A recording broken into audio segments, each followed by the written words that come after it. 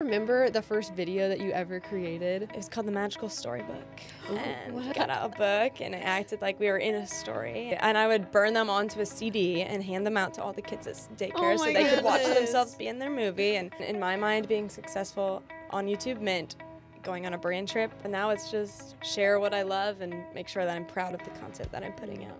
It's even harder because I'm like, okay, part of my brand is being productive, and I can't post that I didn't finish my to-do list today. And then I started to learn, like, it's okay not to finish everything. And there's obviously a need for everybody still out there on the internet, as long as you position yourself with what makes you special. Living in the Midwest is what makes us special. Do you have any advice that you would give someone who is thinking of maybe getting into content creation? So I think that's a bigger piece of advice I would have for creators out there, is to really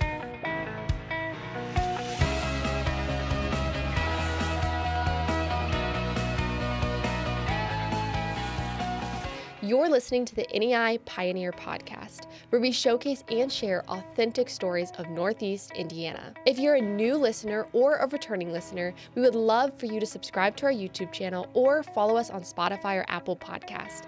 Your support to this podcast helps us keep telling these meaningful stories. Today, Callie and I are joined by Julia Crist. Julia is a well-known creator and entrepreneur located in the Northeast Indiana region. She has over 500,000 followers across all her platforms, as well as over 56 million views on her YouTube channel alone. She specializes in lifestyle, tech, and productivity content and recently started her own creative company, JKC Studios.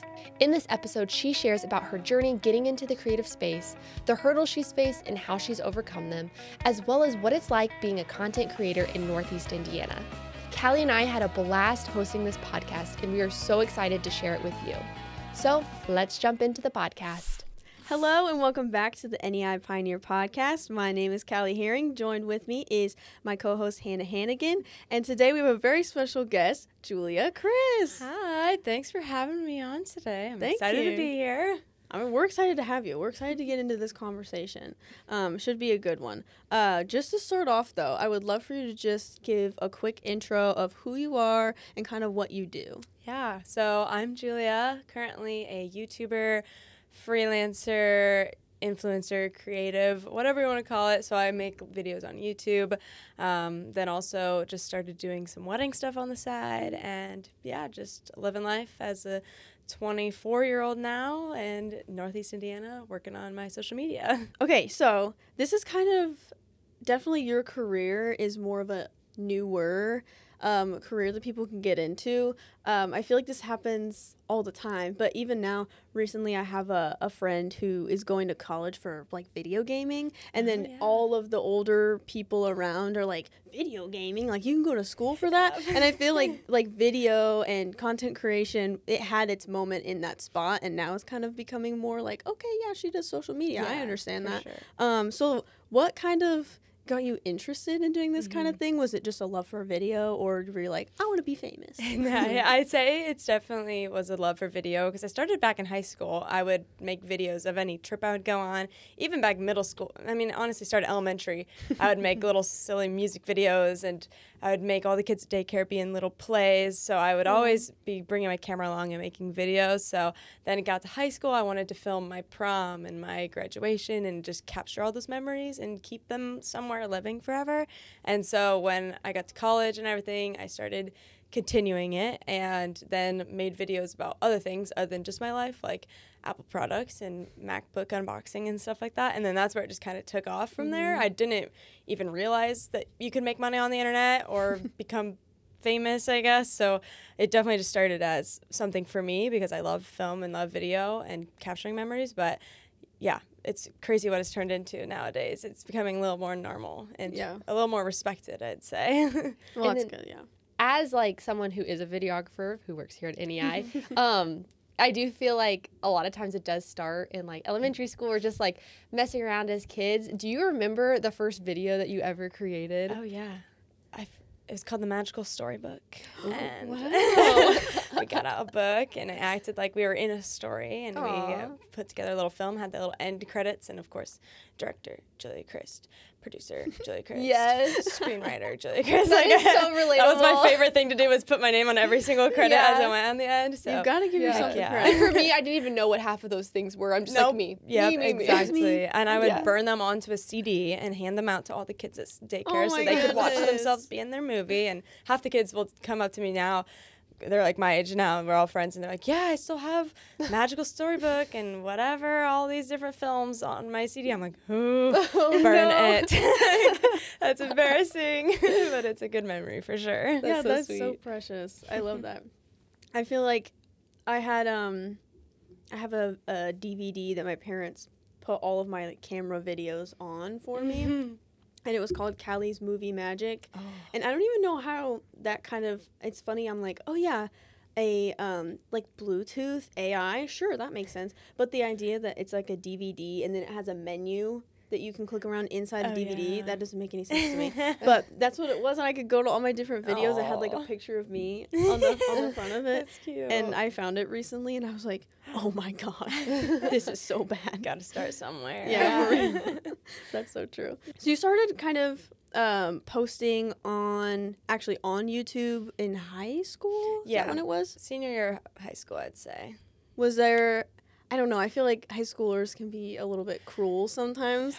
So is there any like backlash that you received, or people being like, why are you filming that? It was a little weird at first, but I think it just kind of seemed a little normal for me at that point, because I had done it starting senior year and like back in the past in middle school and high school. But it definitely was interesting once I actually started to try. Like I remember begging my history teacher to be my 100th subscriber. I was like, please, I just need one more account. Please just sign up and subscribe, please. And my boyfriend at the time, now my husband, would play my videos in class in front of everyone. And I was like, no, this is so embarrassing.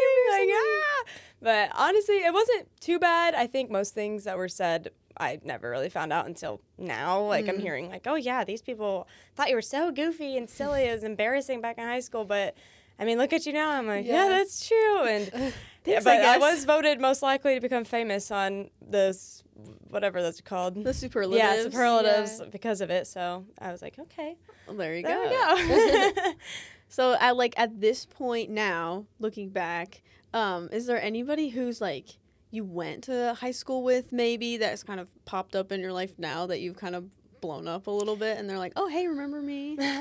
I feel like at the like a few years ago back in college when I first was actually kind of blowing up a lot more, definitely I would have some people come out of the woodworks and be like, oh my gosh, hey, I love seeing what you're doing now. Like, but it hasn't been like in a bad way, I'd say. It's just been more of like, oh my gosh, love what you're doing. Can't believe you actually became famous and did all this. We saw it back in high school. It's so cool what you're doing now. So Yeah. I was like, okay, cool.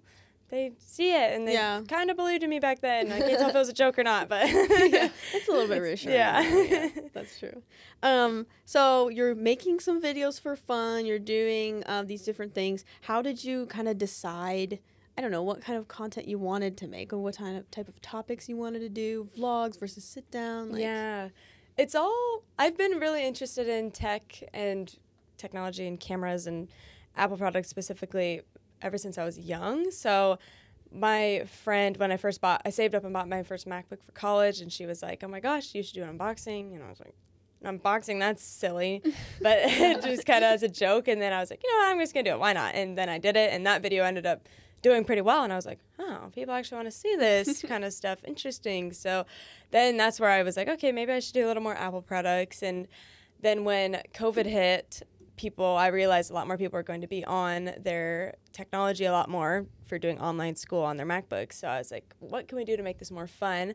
And that's where I introduced customizing your MacBook and how to make cute wallpapers and change up colors of things. And then that video did well. And so I think that's just kind of where that all came in, because originally it started as lifestyle, and I was trying to do like outfit ideas and style hauls and vlogs and stuff like that. But then when I realized you just kind of have to post a bunch of different random things to see what the Yeah. people want to see, and then from there you take those and run with it. So I kind of morphed it all, and I was like, you know what? I don't want to limit myself to just tech. I still want to do vlogs and capture those pieces of my life because that's what I started off doing. So now I just kind of do a mesh of all of it, and it somewhat works. It works, yeah. I love how you do your tech videos because it feels very approachable to just the average tech user, I guess. So like, I don't know, just normal people who might want to make their, their background a little prettier or like customize things. Like you make it very approachable for people, and that is, I feel like, a need because a lot of tech people like, they know what they're doing, so it's good for them to just like be spouting off all these things, and I'm like, actually, I don't know what that means. Slow down. Yeah, that's definitely what my goal was, because I would also watch some tech videos and they're going so fast and saying all these words and numbers, and I don't know what those things mean. I'm like, okay, how can we do this for the average student who's going to be on their laptop more often and wants to figure out how to make it cute? So I'm glad. That makes me happy that it's easy, and still, because I'm starting to learn a little bit more about tech, just being in the space for a while now. So I'm like, I hope I can still keep that original normal person vibe to my videos instead of tech geek, because, And you just got back from California. Yes. For all that, can you speak about that a little bit? Yeah, so Apple invited me out to Apple Park to go visit their headquarters because they host a little developers conference each year where they talk about their new software and updates and iOS system operating stuff like that. And so they usually put on a big presentation and announce all the big updates that are coming to your devices over the next year. So they usually invite a bunch of creators out to go, and we can cover the event, and they invite news and just all sorts of journalists go, and it's just kind of interesting watching everybody's workflow, which is fun. But basically, I got to go out, see what they're announcing. They got to show me a few little hands-on demos of like how to do certain things, which is kind of fun. And then, just got to enjoy the event, and that was really cool. Apple Park is always so beautiful. Everything, like the design and architecture, it's gorgeous. So I love being out there. The Apple logo lattes. Oh yeah, they have little lattes where they do the latte art with the little Apple logo. I need to learn how to do that because I want to put those on my lattes at home. I wonder if you could get like a little stencil or something to put over top of it. I've tried one of those when you get a little stencil and you put like cinnamon on top or something, but then I would end up just like pouring so much cinnamon on top. I can't even drink this anymore. I was trying to make it pretty and I ruined it. Kind of along with all of your tech stuff, I noticed, and you talk about all the time on your channel, different things that people can download to use. So like wallpapers, or even like your planner that you use, or meal planners, things like that they can download from your website and things. And some of those things are completely free. And yesterday I was getting so inspired because I just got back from vacation. So I was very much in a vacation mood. And I saw you talk about your July wallpaper, desktop wallpaper, and I was like, ooh, actually, maybe I should do that. And so I put it on mine. I sent it to Hannah, and I was like, pretty. Look what I did. It was very fun. But that's like another way that I think shows you making those things very accessible to people. Is like, hey, just go to my website and you can download it and use it yourself. Like, for sure. I think that's a really cool part of your channel. Like, it's very authentic. Is it ever like, I don't know, nerve-wracking to be so authentic on the internet, because it kind of opens the door for people to... Yeah, it depends, because once you start doing some stuff for free, people then expect everything for free. And I mean, sometimes there are, like, if I put so much time and energy into something, it's like, okay, at some point you kind of want to list it online for just a little bit of money. So it just depends. Yeah. And some people try to take advantage of things, but I feel like for the most part, it's been nice and easy so far, and it makes people kind of respect me a lot more and like me for that, for having all this stuff accessible for free, which has definitely been an interesting, fun aspect. But another thing, I mean, so I do have ads on my website, so technically I get a little bit of money off of that, so I feel like it still works out win-win for everyone in general. So some of the more recent content that you've been posting about is being a homeowner. Oh yeah. Congratulations on Thanks. that. So as you've your channel has grown and you've, grown the different businesses that you have. Did you ever think about like moving away from Indiana, just knowing that a lot of content creators, especially like younger ones, when they're kind of at the point of, graduating high school and leaving, want to move out to like LA or Hollywood or, that kind of stuff? What was kind of like that journey to decide to like stay here? For me, I feel like I never really even thought about moving away. Even, I guess, as things were going up and up, I still felt like part of my content was that I'm just an average girl from Indiana and from the Midwest, and so you don't need to be somewhere out big to make it. I do realize there are some opportunities that I miss out on a lot. Like, they have a lot of influencer events out in LA and stuff, but obviously the brands that really, really want you there will make it work and invite you out anyways and sometimes fly you out. So it really depends. But yeah, I feel like for me, the vision was always moving back home just because I'm a big family person, love family and friends. So I feel like just moving back was always the goal after college. We thought about maybe moving away, but if we did, it was going to be like Tennessee or one of the Carolinas just for a few years and then move back home eventually. But yeah, I never really had those big ambitions of going out and away. If anything, it was just vacations out there every once in a while. And I do think with, social media fame or influencers or just like more career options in that, it really, you can do it anywhere, because I mean, you're proving that, but a lot of people do as well of just like, people want to see like authenticity. And if you're, trying to be someone else, you can see that online. Like you can see through that. So yeah, I've seen a lot of influencers also, they'll move out there and after like 2 weeks they're like, oh, this isn't very fun. This isn't what I thought it was. And I find that I really like it when I find another influencer from Indiana. Like anyone I see from Indiana, I'm like, follow. Like, yes, you're out here trying to do it too. Like, it's really interesting to see someone that's from a different place than just California, Florida, or New York. So I love seeing everyone, everywhere. For sure. I find it relatable. Because it's like, I'm here too. So exactly. Or they're at least talking about places that I can actually go to. Yeah. Like if it's like a coffee shops. Going to a coffee shop or a restaurant and it's like in California, it's like, well, I'm probably never going to be able to go there. But it's just downtown Fort Wayne. Oh yeah, let's try it out. So do you feel like you have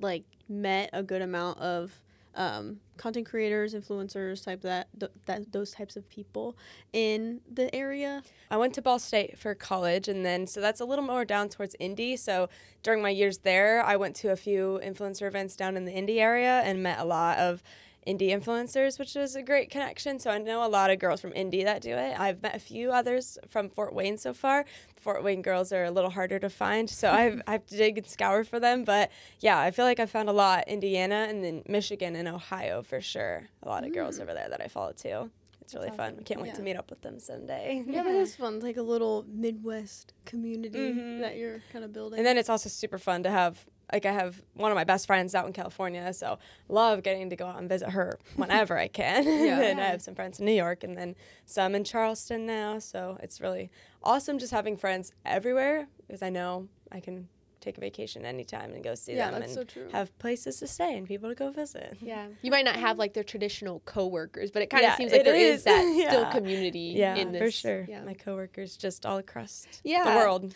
Everyone everywhere now. Well, also congratulations because recently you've started JKC Studios, which is super exciting. Can you talk a little bit about what that is and how you're doing that? So I do some wedding home videos now, which is just kind of, it's a wedding video, but it's more of like a vlog, which is what I do on my channel. So it's all behind the scenes. I'm basically recording the whole day straight, trying to get those funny conversations in between the moments and all interviewing your guests and your bridal party, seeing what they're feeling, how they're doing for the day. I really love doing those because I had one for my own video or for my own wedding. I videotaped it myself and it's one of my favorite videos now. It's like 40 minutes long and I love to watch it over and over. So I do that, and then I also do wedding content creation for weddings, so going and getting behind the scenes iPhone photos, so not professional, just iPhone, and then helping film all the TikToks for the day, so all your bridesmaids can be in them. It's not just everybody minus one bridesmaid who has to film it. It would be me helping you do that and stay on top of those, so I really enjoyed doing that. I used to do social media management for some brands too. Right now I have 2 clients for that, but I think I'm going to be stopping that service because I really like weddings. I've realized after working one, so I think I'm going to close that chapter and make it all weddings. So yeah, that's what it is though, and it's really fun. I really love the whole JKC Studios thing I've started. Yeah, and I think I heard you say this somewhere, that JKC Studios was basically born in one of your classes in school. Yes. So I have a minor in entrepreneurial management. In our final class, we had to create a business and make that be our little project the whole semester. And so I did it. I think it was like Julia Studios. So I added another letter for JKC. Could be my old initials as Julia Crist. So I thought that was a fun little nod to it, but yeah, it was my project, and it was more of just the behind the scene, the home video style stuff, and then I added the wedding content creation. But yeah, I thought that was interesting. I never thought I would actually do it when I was doing it as my final project, and now that I've actually done it, I should probably go show my old professor. But yeah, that was true. Hey, I did it. Yeah, I actually did it. Here I am. Sometimes randomly with like education or like little projects, you never know what you're like is gonna come up again in life. You gotta actually take them seriously because you never know if you'll actually use your 5-page business plan that you had to make for class.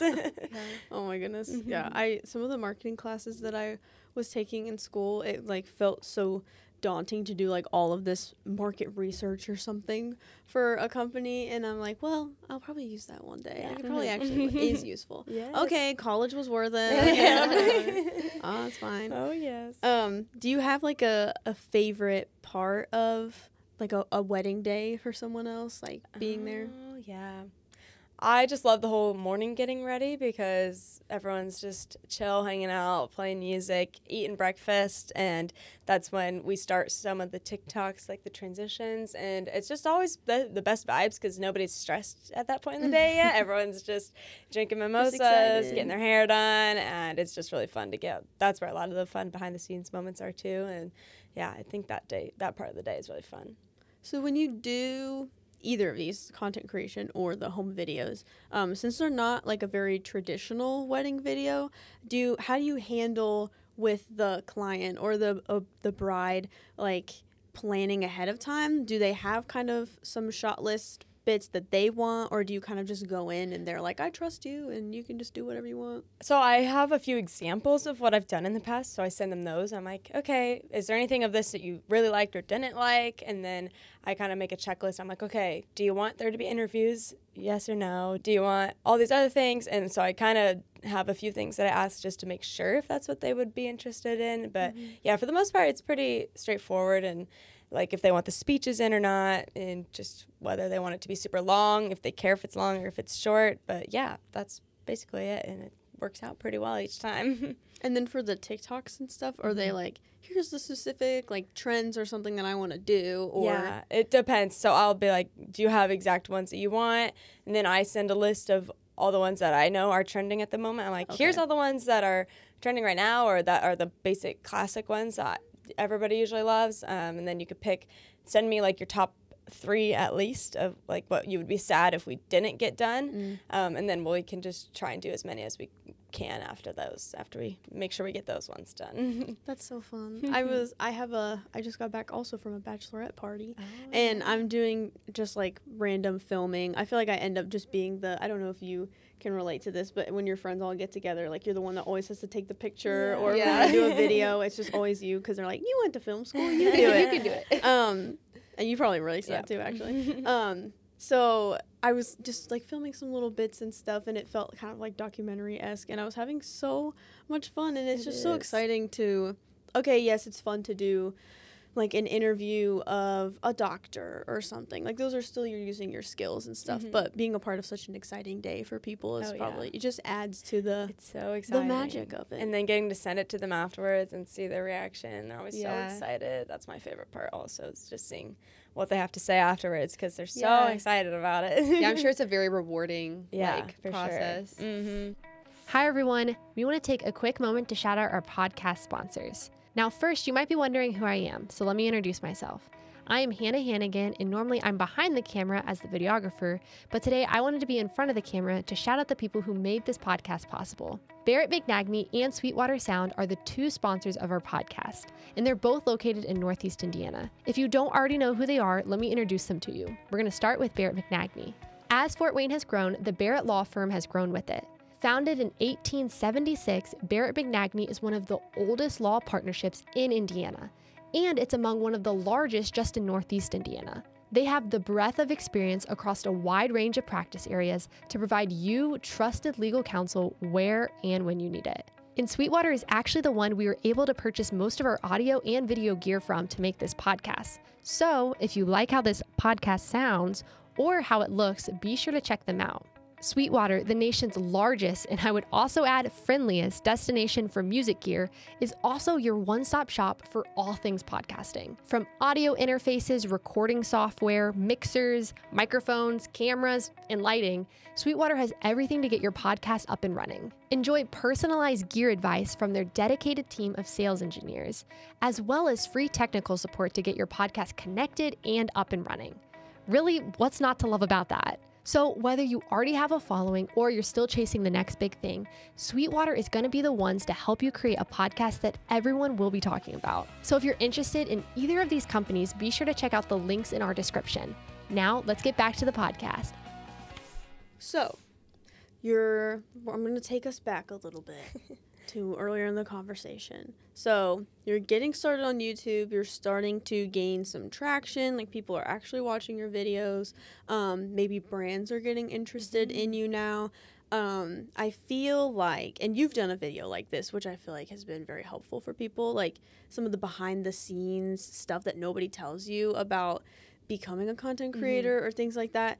Did you have anybody that was like guiding you in that way, or were you just kind of going in blind and you're like, I don't really know what I'm doing? Is this enough to be making a brand deal or something? I would say at the beginning, I was kind of on my own trying to figure it out. I was like not charging enough money as I should have for sponsorships. So like when the brand came to me and wanted me to show their product in a video, I was only charging like $50, which now I've learned it's worth a lot more than that. So back then I had no clue. I was being taken advantage of by so many brands. And then that's when I was like, okay, I think I need some help. And that's when I signed with a management team, and then they took on all of that and invoicing and coming up with the quotes and battling back with the brands to get to the right rates and stuff. So I was on my own at the beginning, just watching videos and trying to figure it out. But even then, like, it wasn't really a big thing back then. So nobody really knew what to be charging, and nobody had any content out there about what you should be charging. So one-man show, and then I hired management team because I was like, I don't like having to make an invoice. You guys can deal with this. You can do that. Yeah. That's so funny. But it's nice to have some help for them to take care of that kind of thing. Yep. Was there any like specific scenarios that you really got bit in the butt because you didn't really know what you were doing? Or? Yeah, I signed like a 6-month contract with a brand, like $50 per video, and the videos were getting like 70 to 100,000 views each time, so it's worth a lot more than $50 for the placement in the video. And then I was stuck. And then I signed with the management team halfway through, and they're like, oh. I was like, They're like, oopsies. I didn't know what I was doing, but now you're here, so it's amazing. You can fix it. Yep. That's so funny. Besides just with like sponsorship opportunities, was there any other like, I don't know, challenges or like mistakes that you made that you're like, man, I just wish I would have known that, or like, I wish, if someone's behind me, I wish they knew that? Yeah, I think definitely I had a lot of the momentum going. I was building a community and engaging with them, and then I just got so busy with going back to school and college that I kind of fell off of keeping up. Like, I would respond to every single comment on my videos and stuff, and then I was just so tired that I kind of stopped doing that, and then I started falling out of my posting schedule, and I realized my community was starting to leave. So I think that's a bigger piece of advice I would have for creators out there, is to really stay consistent and keep engaging with your audience to keep them there, because once you start to fall out of it, you start to lose them, and then it's hard to get back to that place. So I think that's just a big piece of advice, is to keep up with the nice little schedule that you have.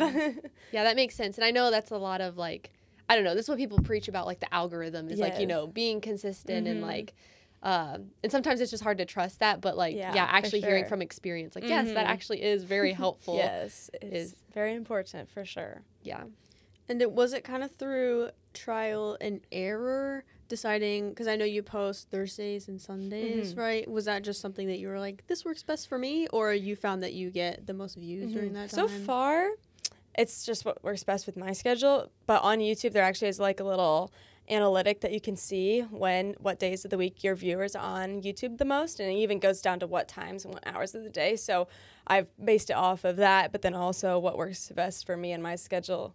I've found that if I try to post closer to like Mondays and Fridays or Mondays and Thursdays, I go the whole weekend and I don't have time to do the video and get it ready for Monday morning. By Monday morning, I'm like, oh, I'm so tired after the weekend. So I've definitely fallen into a nice routine with the Thursdays and Sundays. Yeah, just kind of figuring it out. And thank you for sharing about, I don't know, some of the challenges or like hard things, because that is really vulnerable. And I feel like a lot of times behind the screen of like social media or YouTube or whatever platform it is, you oftentimes can just see like the good stuff or the flowery stuff. So I think it's like super relatable to hear that. And also for anyone who's interested in similar kind of things, they can actually hear from someone of like, you know, it didn't just happen easy. Not everything fell into place. I didn't know everything. Like I had to learn. Yeah. You know, lots and I think of that's things to learn. Yeah. And I think that's true with any career, but especially like a newer one where there aren't like set in stone expectations or things, especially with like sponsorship stuff. So lots of things out there to really learn. And yeah, especially back then when nobody was really talking about it, or because I feel like nowadays a lot of people are very transparent with like how much they charge for sponsorships and how much you should be charging and all this stuff. But back then there was not a single scrap of anything out there on the internet for helping out with that. So yeah, it's definitely a lot of learning. Yeah, for sure. And that, I think that also adds to, you mentioned before, kind of keeping your vibe of being just a regular girl living in Northeast Indiana, living my life. I love when you do your like monthly resets, and she'll literally just sit down and be like, okay, here's all that I spent on my credit card this month. And to me, I would be so nervous to do that, but you're just like, I just feel like I'm your best friend on FaceTime. Like we're just listening. She's like, well, I gotta go pay my credit card. That's not a big deal. Yeah, there is a level of transparency. You have to give a little to earn a little. I've learned like to earn some respect, you have to dish out some personal details and stuff like that, and it just kind of builds your community really well. It is scary sometimes, but I think it's usually worth it for the most part. It pays off. Have you ever gotten, I mean, like any, I don't want to say like hate, but like any just negativity like from people you don't know online and stuff like that, and how have you dealt with that? Oh, yeah. Yeah. Just being a woman in tech is already, I feel like, says a lot. Like, the men just come out of the woodworks and start hating on you, talking about how beautiful they think your feet are. And it's just a lot of weird, gross stuff that is said about you on the internet. So I've learned to just block keywords on my comments. So that's really helpful. But, yeah, it's definitely, it can be hard out there. But I think I think going into it, I started kind of a little more confident with a thick skin, so the hate comments kind of just roll off for the most part. Back when, like a while ago, like first, sometimes I had some moments there where I was like, wait, am I really a spoiled brat with my parents are buying? And I'm like, no, my parents didn't pay. I've done this all on my own. Like, I'm not a spoiled brat, so like, what the heck? Like, it's definitely interesting to see what kind of keyboard warriors are out there and what they have to say sometimes. But it's an interesting place for sure. I don't know. Have you seen like the new Inside Out 2 movie? Yes. Okay. Never mind. Maybe I shouldn't add this part. But it's just, I mean, obviously the lead character is, you know, a teenage girl who's going through a lot of things. And in it, it kind of portrays kind of what either negativity from yourself or from other people, how it can kind of like affect the way you think and like the things you believe about yourself. And I think that's very true for like online things. At my previous job, I was managing their YouTube channel, but I was also kind of like the face of the YouTube channel as well, doing things, and same kind of thing. It did, it took me a little bit to like build a thick skin because it's one of those things where, people say stuff. I'm like, is that true? Like, can this person who knows nothing about me and nothing about the situation know like this? I'm like, I never thought I needed a nose job, but if you say I do, then sure. Maybe I do. It's just, I hear a lot of people are like, people point out these random insecurities that I never even had, but I guess now I do. Yeah, and it's just crazy how much, people who don't know you can still, like, affect those things. Yeah, but, sure. I do think it's something that everyone experiences if you're online in any capacity. Mm-hmm. And just knowing even someone who is very well loved and has, like, a great community can still, go through that and have to learn how to deal with that. Well, kind of still on the same vein of, like, a challenge in what you do.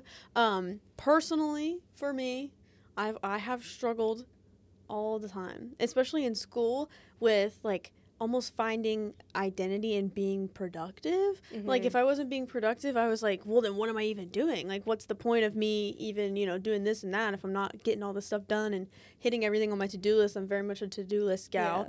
Yeah.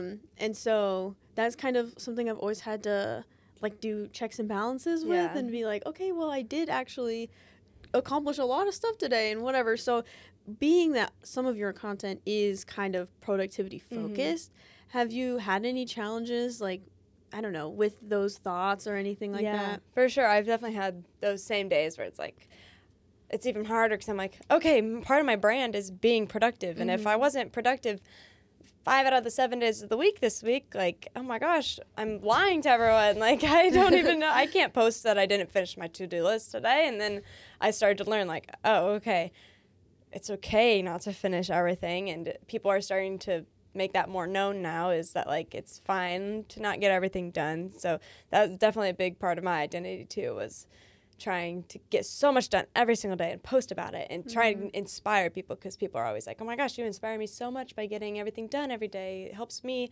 move my days along and all that good stuff. And then I'm like, oh gosh, what if I told you I didn't get everything done? But then there's people that are like, you're setting unrealistic standards by not posting that you didn't get everything. I'm like, okay, I can't win here. I don't know what to do.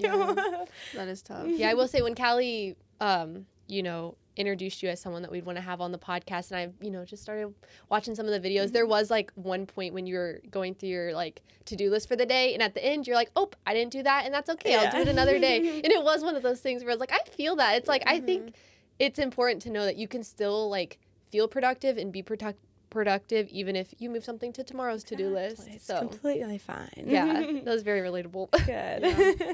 And have you had any struggle with, I don't know, giving yourself time off and stuff? Because I know that you probably completely control your schedule, so you could work late into the night or over the weekend and stuff like that. That's what was really hard at the very beginning when I was first starting. Like, I was grinding so hard. I was pushing 3 videos a week, trying to make it and get as much out there as I could to just keep building my community and keep going. I was posting a lot, and then I was being rewarded with people commenting and loving my stuff and my stuff working out and starting to make money. And I was like, oh my gosh, let's keep these good vibes going. And I was definitely just like rolling all the time. And then I finally, after like a whole summer of doing that, I was like, whoa, I can't do this like all the time. Like, this is crazy. Yeah. So yeah, definitely get burnt out a lot. And it took a lot to learn to force myself to make my own schedule, because I was starting to realize, I was like, it's the summer.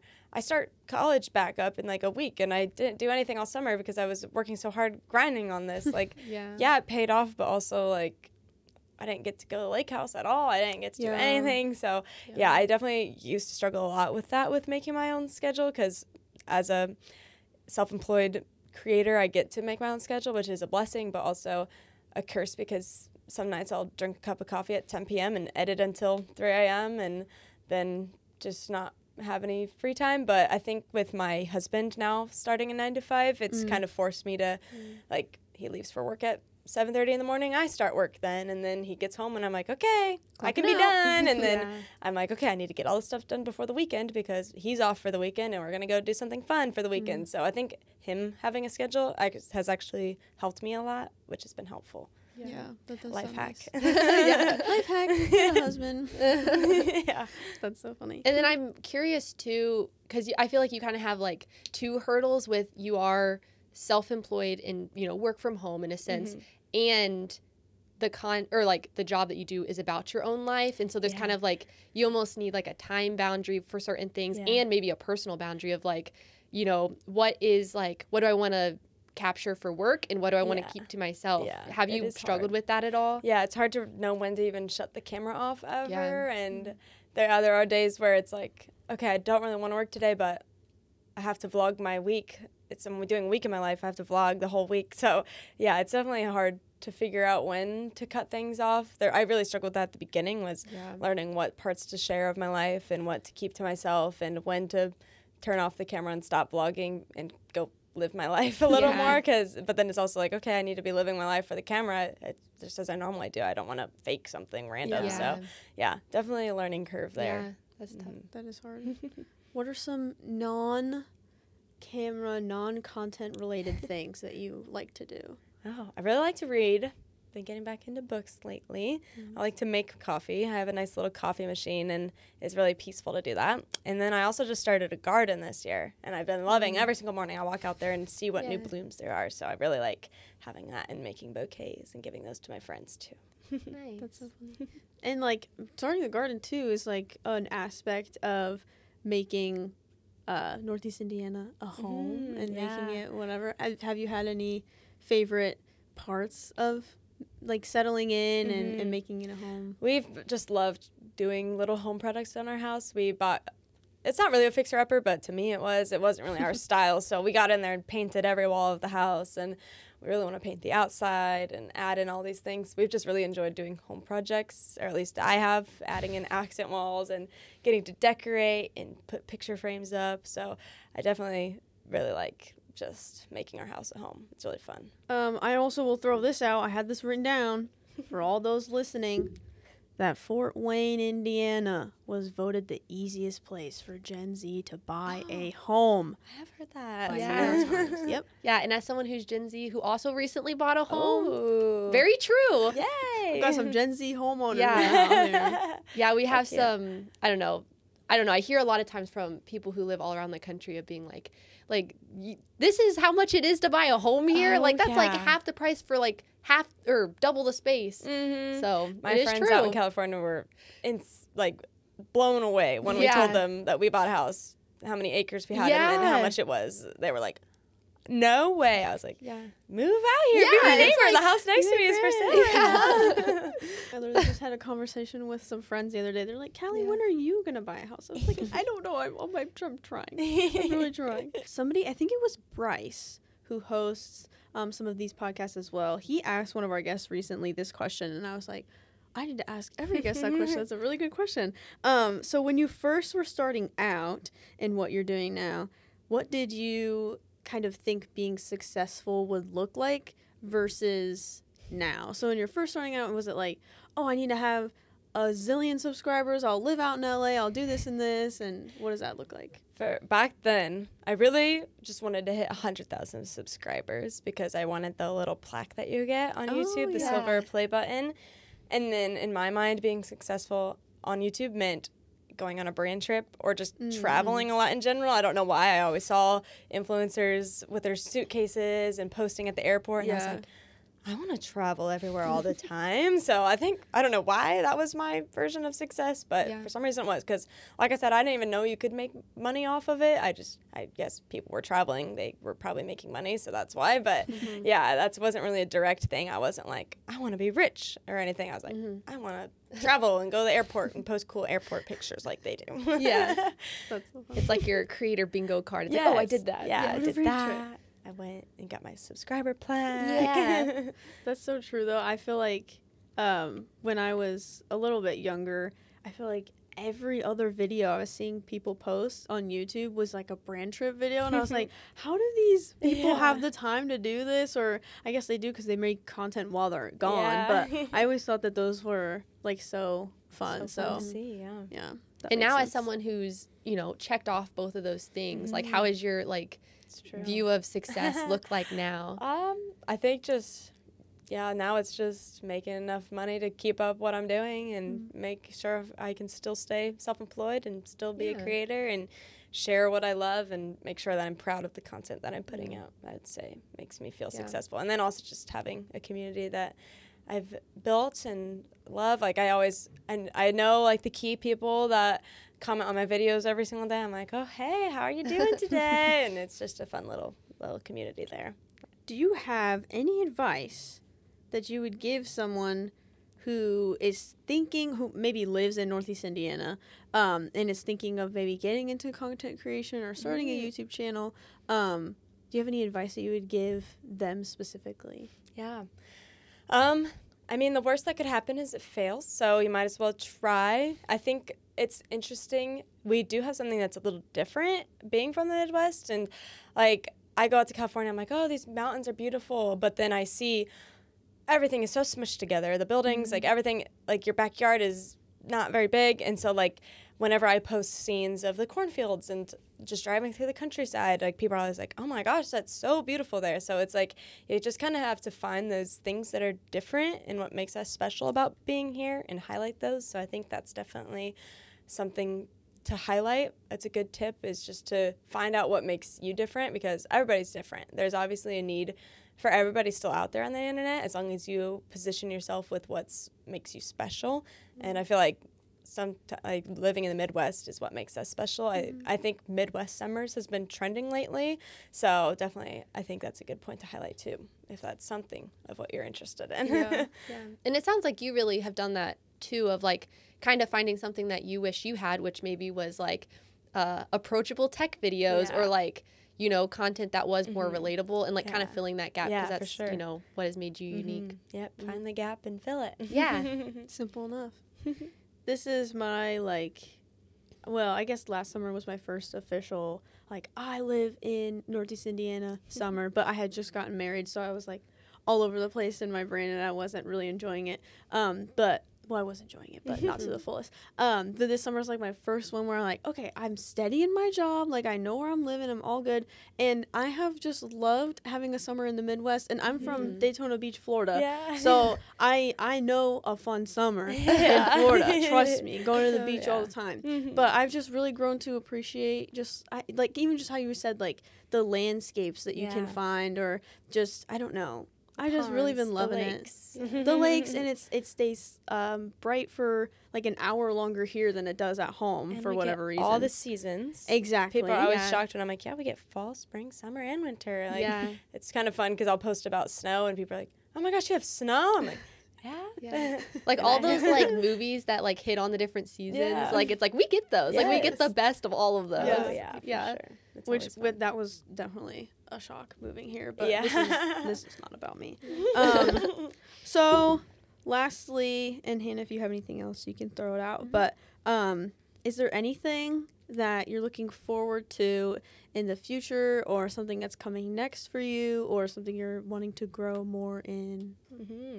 I think I'm just really excited about the wedding stuff that I've been starting. I'm really, really excited to get going more with that. I have more weddings booked this year, so I know it's not really what I started out, obviously I'm still going to be doing YouTube and all my creator stuff, but I think having just another thing that I'm super passionate about on the side has been really exciting this past few months that I started it. But then, for YouTube, I am also just excited to keep documenting my life. Who knows if in the next 5 to 10 years, if we start having kids, being able to document all that would be really fun, and just our homeowner journey still, and all the different projects that we do. I think it's just really exciting to have all these memories preserved. I already love going back and watching all my wedding content and all my good old college moving vlogs. It's just been really fun the past, I think 5 years now I've been on YouTube, just being able to, anytime I want, just look up Julia Crist rehearsal dinner and being able to watch all my friends being goofy. So, I think that's just basically what I'm excited about, and settling in more here in Northeast Indiana, and really finding out what more there is to do in Fort Wayne. I think it'll be good. So now we're going to move on to the last segment of our podcast, which is the rapid wrap-up questions. And again, I think we had to preface this a few times. We've had a range of how rapid the questions actually are, so feel free to elaborate if you need to. Right. So the first thing is, what social media platform is your favorite? Okay. I really like Instagram, which I know for some reason people are hating on Instagram lately. They're saying that it's out the door, but I just love being able to curate an Instagram feed and make the colors flow. I like sharing behind the scenes things of my everyday on my story. It's really fun just to snap a picture and post it, and people get to see it and comment back and help me out if I have any advice that I need. So I think Instagram. And I've really been loving the Instagram Reels lately. Those have been really fun. Yeah, I feel like Instagram does a good job of blending photo and video. I mean, obviously YouTube is my my biggest platform. And I yes. love it for its own reasons, but for everyday use, I just love Instagram. Yeah. Okay, what Apple product is your favorite? Gosh. No pressure. I think my MacBook, just because there's so much I do on it. I love being able to edit from it. I love being able to watch YouTube on it. I can still text from it if I want. Maybe number 2 would be my iPhone, obviously, because I use that probably the most every day. But I think definitely my MacBook, just because I could game on it if I want. There's just so many possibilities. Yeah. And it was your first. And it was, my first, actual one that I bought. And got to show on my channel. Yeah. I was kind of curious there for a second if you were going to say an apple latte. Oh. I don't know if that counts, but. Iced coffee or hot coffee? Oh, okay. I like hot coffee in the morning. Okay. So I have a black hot coffee in the morning, but then iced latte in the afternoon. Okay. So it depends on time of day. Depends on day. Mm-hmm. That makes sense. Wait, well, to add on to that, do you have what's your go-to coffee order? Usually just a simple vanilla latte or a white chocolate mocha, I'd say. Those are if I don't order a specialty drink from a certain coffee shop, I usually look at their seasonal menu and order a fun one. But if they don't have anything crazy, then just a white mocha or a vanilla latte. Nice. What is an underrated place in your county? Okay. If you don't know, I'm from Huntington County, and I think the little area of Roanoke is so cute. And I think the Parker Grace Tea Room is very underrated. It's a little lunch brunch spot. It's adorable. It's kind of like Love Shack fancy vibes, all the pinks, girly, very extravagant, just random blend of cute tea stuff. And then they also have really good food. So I really like taking friends there when we go out of town. We stop there, then we hit Tui's Winery, then we just go down all the little shops down the main street, and it's just one of my favorite places to go and show people that are there for the first time. They're like, whoa, where you live is so cute. I'm like, I know. I know, come be my neighbor. Yes. Physical or digital to-do lists? Ooh, I think physical. Okay. I love digital. I think it's a time and place, depending on how busy I am for the day. If I am feeling very overwhelmed, I kind of chicken scratch everything out onto a physical planner. But then if I want it to be really pretty and post about it and make it look super cute, then sometimes I'll do digital. I think it just really depends on the vibe of the day. But I find myself leaning more physical. Okay. And then a second to-do question that isn't on this list. But do you ever do a task that wasn't on your to-do list and then write it and then check it off to feel good? Sure. Okay. Glad it's not just me. I'm like, oh yeah, I did that, so I got to feel more productive. Yes. Yeah. It doesn't count if it wasn't checked off. Exactly. It really doesn't. And then the last question is, what is your favorite place to eat in Northeast Indiana? And I know the place you just mentioned might be that place, but I think other than that, I go there for special occasions. But other than that, I really like Pizza Junction in Huntington. I love the little ambiance with the train track. Yeah. The breadsticks are so good. My friend used to work there in high school, so we'd go all the time, and she would serve us, and it was just the best vibe. So I think Pizza Junction for sure. Yeah, so Callie and I both went to Huntington, and that was always what the upperclassmen, their staple. You have to go to Pizza Junction. I got Pizza Junction breadsticks delivered to my dorm countless times. That's next level. And you could split it with a friend, and so it would be $3 each or something, and they would just bring it to you. And I was amazing. This is college life. Well, I'm so glad I didn't know about that in college, because I probably would have done that. Spent all your money on breadsticks. It was pretty nice, though. It's so good. Okay, well, Julia, thank you so much for being on the show today. For having me. It was so fun. If you want to keep up with Julia, where can they find you? You can find me on YouTube. You search up Julia Crist. Same on Instagram, TikTok. Pretty much everywhere. It's just Julia Crist, my name. Very simple. And then if they want to book you for their wedding, how would they do that? My website is juliakcreativestudios.com. And on there, or you could DM my Instagram account, which is Julia K Creative Studios as well. Amazing. We will also have some more of this information in the description as well, if you're on YouTube. if you're on YouTube. Okay, well, this was just so fun. I hope you guys really enjoyed this conversation with Julia, talking about content creation and things like that in Northeast Indiana. If you did like this episode, please subscribe, like this episode. If you're listening, thank you for listening as well. Yeah, that's that. Thank you guys. Bye.